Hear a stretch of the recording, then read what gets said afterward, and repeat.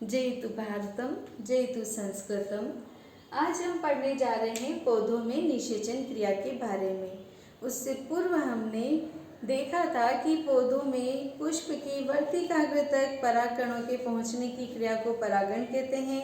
परागण दो प्रकार का होता है, स्वपरागण और परपरागण।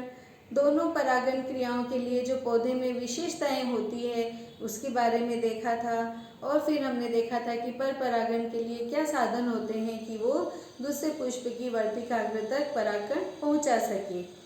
आज हम निषेचन क्रिया की शुरुआत करेंगे।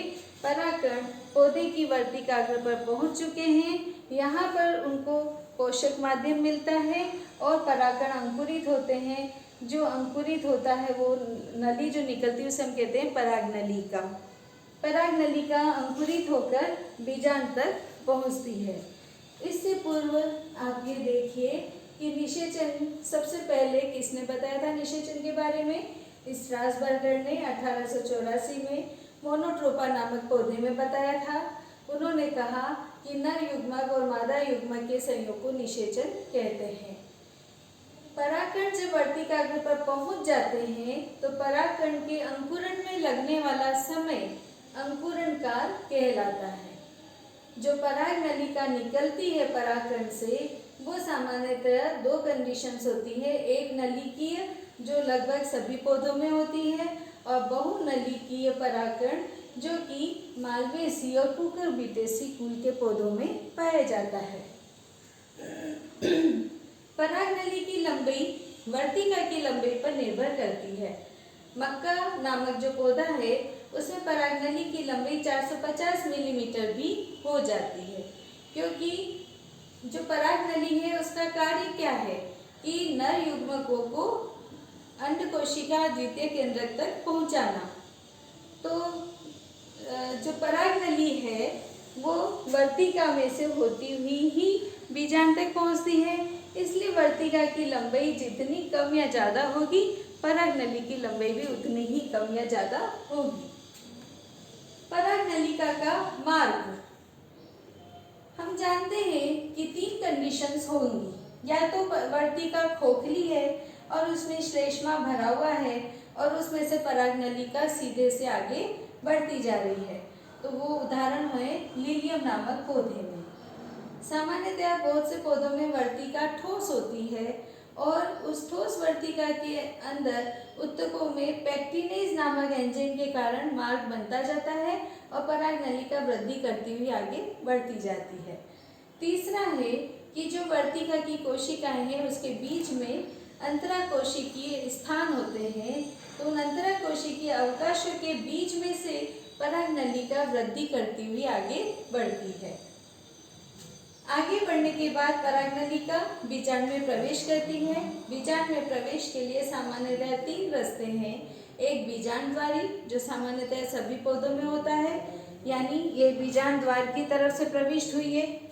दूसरा निभागीय जो बिटुला नामक पौधे में है, ये निभाग कहलाता है बीजांड का। यहाँ से जब प्रविष्ट होती है तो वो निभागीय प्रवेश कहलाता है। और तीसरा अध्यावरणीय जो ये अध्यावरण है, इस अध्यावरण से जब प्रविष्ट होती है तो वो अध्यावरणीय प्रवेश कहलाता है, जैसे कि कुकुरबिटा में। उसके बाद में बीजांड में प्रवेश के बाद वो कहाँ पहुंचेगी? भ्रूण कोश में। भ्रूण कोश में भी 3 तरह से पहुंचती है, या तो अंडकोशिका और सहायक कोशिका के बीच में से, या भ्रूण कोश की भित्ति और सहायक कोशिका के बीच से, या एक सहायक कोशिका को भेदते हुए।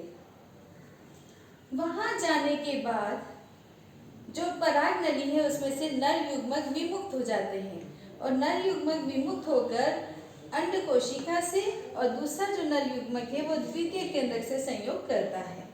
जब नर युग्मक और अंडकोशिका संयोग करते हैं तो उस क्रिया को हम कहते हैं युग्मक संलयन। ये सत्य निषेचन कहलाता है और इसके फलस्वरूप बनता है युग्मनज जो कि द्विगुणित होता है।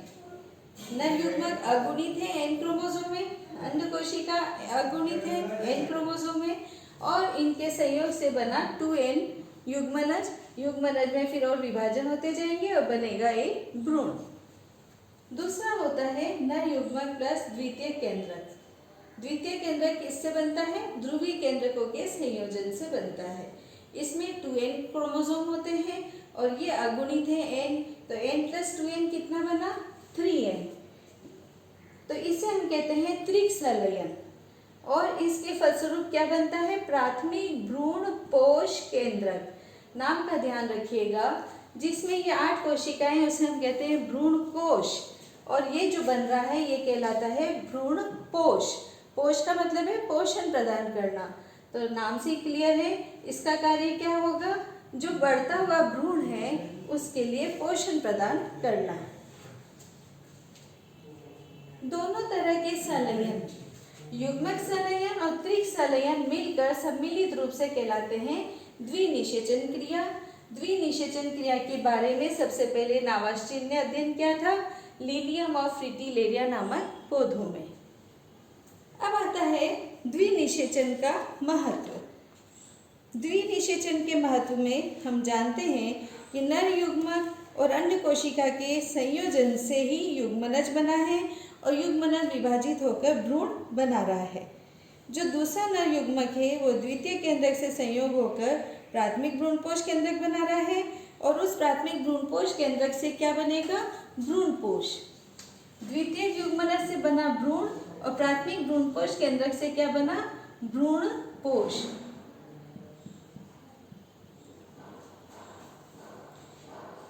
जो भ्रूणपोष है उसका कार्य क्या होता है?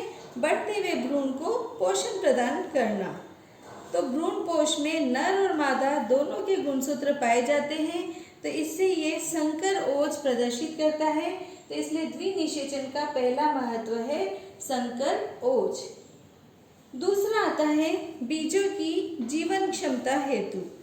युग्मक संलयन और त्रिक संलयन दोनों ही आवश्यक है, तो ये भी बहुत आवश्यक हुआ। और तीसरा है कि यहाँ पे जीवद्रव्य का पुनर्विन्यास और नवीनीकरण होता है, तो इसलिए दोनों ही प्रक्रियाएं बहुत ही महत्वपूर्ण है। आशा करती हूँ पौधों में निषेचन क्रिया आपको समझ में आई होगी। मुख्यतः जो प्रश्न बनता है द्विनिषेचन या दोहरा निषेचन से आप क्या समझते हो? जितना बड़ा क्वेश्चन पूछे उतना आपको लिखना है। अगर बड़ा क्वेश्चन होता है तो आपको ये चित्र बनाना है और शॉर्ट में जैसा हमने चित्र बनाया है वैसा ही वर्णन लिखना है कि परागकण वर्तिकाग्र पर पहुंचकर अंकुरित होते हैं, पराग नलिका निकलती है, पराग नलिका वर्तिका के बीच से होती हुई बीजांड तक पहुंचती है और बीजांड में अंड कोशिका से एक नर बीजांड में जाकर पराग नलिका नर युग्मक विमुक्त करती है। एक नर युग्मक अंड कोशिका से संयोग करता है, दूसरा नर युग्मक द्वितीय केंद्रक से संयोग करता है और युग्मक संलयन और त्रिक संलयन की क्रिया दोहरा निषेचन कहलाती है। तो इस तरह से आज ये पौधों में निषेचन का पार्ट पूरा हुआ। अब इसके बाद हम असंगत और भ्रूणपोष के बारे में पढ़ेंगे। जयतु संस्कृतम, जयतु भारतम। धन्यवाद।